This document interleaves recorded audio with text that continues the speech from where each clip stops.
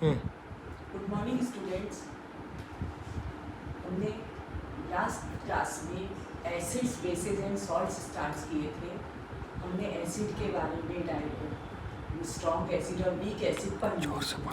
अब हम पढ़ेंगे concentrated acid and dilute acid. Dilute acid किस एसिड को बोलते हैं बेटा? कंसनट्रेटेड एसिड किस एसिड को बोलते हैं? जिसमें अमाउंट ऑफ एसिड ज़्यादा होता है और अमाउंट ऑफ वाटर कम होता है।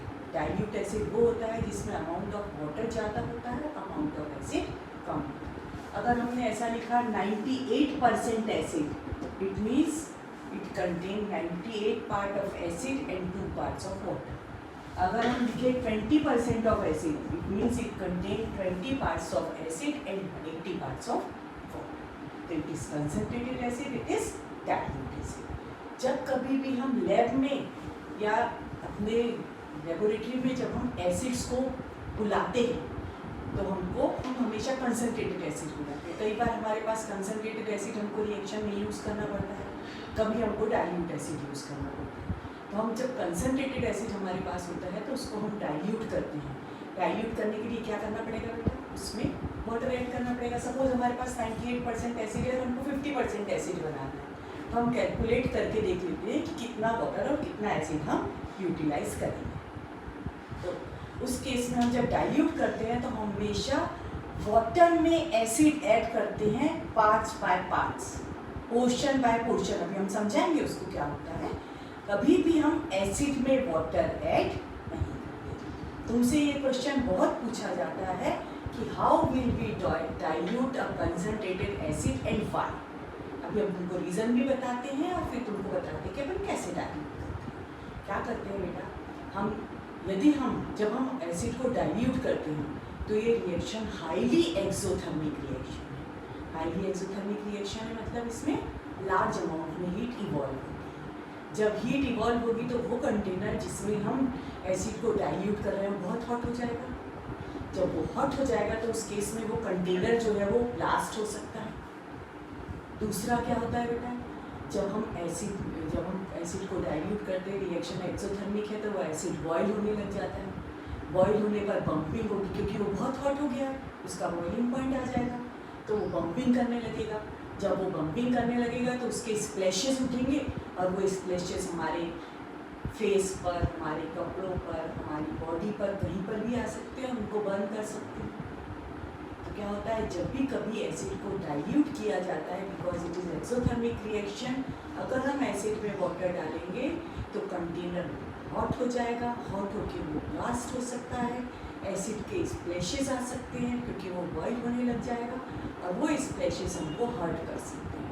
अब हम अपोजिट करते हैं, हम वाटर में पार्ट बाय पार्ट एसिड डालते हैं और जब हम वाटर में एसिड डालते हैं तो जिस कंटेनर में हम डाइल्यूशन कर रहे हैं उस कंटेनर को हमेशा रनिंग वाटर के नीचे कंटिन्यूअस रखते हैं। जैसे हम एक एग्जांपल देते हैं, सपोज हम ये टेस्ट ट्यूब, इस टेस्ट ट्यूब में हमने वाटर लिया, इसमें सपोज हमको 20 ml एसिड डालना है इस वाटर में।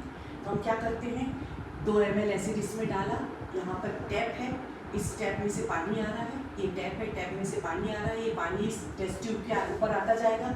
2 ml एसिड इसमें आया, उसको हमने शेक किया और टैप के बॉटल के नीचे रख दिया, तो क्या हो जाएगा, ये इसको कूल कर देगा। दोबारा फिर हम थोड़ा सा एसिड डालेंगे, फिर इसको इसी तरह से कूल करेंगे, तो क्या होता है, ये कंटेनर जो टेस्ट ट्यूब है वो हॉट नहीं हो पाती। अब हम तुमको रीज़न बता रहे हैं कि क्यों हॉट नहीं हो पाती। बेटा वाटर जो होता है उसको बहुत ज़्यादा टेम्परेचर लेने के बाद अपने टेम्परेचर को 1 डिग्री सेल्सियस इंक्रीज करता है। इसको हम बोलते हैं वाटर की स्पेसिफिक हीट बहुत ज़्यादा है। अब हम तुमको डिफाइन करके बताते हैं what is specific heat. Amount of heat which is released when 1 gram of temperature of 1 gram of water is increased by 1 degree Celsius। अगर हम 1 ग्राम वाटर का टेम्परेचर 1 डिग्री सेल्सियस हीट करके इंक्रीज कर रहे हैं तो उस केस में जो हीट रिलीज होती है वो कहलाती है स्पेसिफिक हीट। और यही हीट क्या करेगी, वाटर का टेम्परेचर इंक्रीज करेगी। वाटर की स्पेसिफिक हीट की वैल्यू काफ़ी ज़्यादा है। इसका मतलब क्या होता है, वाटर जब बहुत ज़्यादा हीट को रिलीज करता है तब तब उसका टेम्परेचर 1 डिग्री सेल्सियस इंक्रीज होगा। तो क्या होगा कि वाटर हीट, थोड़ा सा एसिड आया जो हीट रिलीज होगी उसको वाटर ही एब्जॉर्ब करेगा अपना टेम्परेचर इंक्रीज करने के लिए, लेकिन वो टेम्परेचर बहुत ज़्यादा इंक्रीज नहीं होगा। दूसरा हमने क्या कर रखा है, उसको टैप के नीचे, रनिंग वाटर के नीचे रखा हुआ है, तो रनिंग वाटर के नीचे वो कूल होता जाएगा। तो उस केस में ना तो कंटेनर ब्लास्ट होगा और ना ही स्प्लैशेस आएंगे।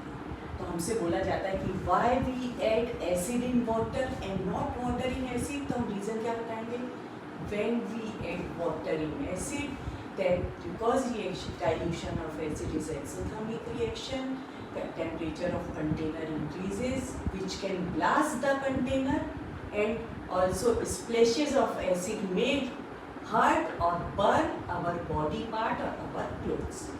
But when we add acid in water, then because water absorb heat and its temperature does not increase more, therefore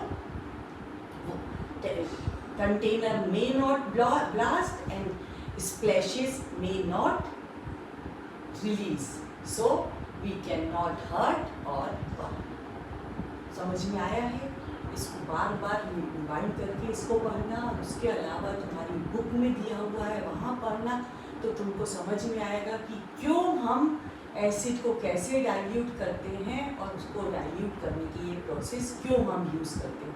हमने तुमको बताया एक्सपेरिमेंटली कैसे करेंगे। हम एक कंटेनर में वाटर लेंगे, वाटर लेने के बाद उसमें थोड़ा सा एसिड डालेंगे, उसको अच्छे से शेक करेंगे, उसको रनिंग वाटर के नीचे रखेंगे, फिर थोड़ा सा एसिड डालेंगे, शेक करेंगे, रनिंग वाटर के नीचे रखेंगे। इस तरह से 20 ml एसिड जो इसमें हमको डालना है वो हम पोर्शन बाय पोर्शन डालेंगे, एक साथ पूरा नहीं डालेंगे। और उसको थोड़ी थोड़ी देर में हम क्या करते रहेंगे, हर पोर्शन डालने के बाद हम उसको कूल करते जाएंगे। तो क्या हो जाएगा, temperature of water in dilute acid increase नहीं होगा और कोई एक्सीडेंट होने के चांसेस नहीं। ये क्वेश्चन तुमसे बार बार पूछा जाता है और बहुत पूछा जाता है, तो इस चीज़ को हमको इम्पोर्टेंट करके याद रखना है कि how will be dilute concentrated acid, या which process we use to dilute concentrated acid. ये बहुत इंपॉर्टेंट क्वेश्चन है, बुक में बहुत छोटे से में दिया हुआ है, लेकिन एग्जाम में 3 मार्क्स में जनरली पूछा जाता है, 5 मार्क्स के क्वेश्चन में एक क्वेश्चन। इस थीम को याद रखना। अब इसके आगे अपन एस प्रॉपर्टी ऑफ एसिड पढ़ेंगे नेक्स्ट।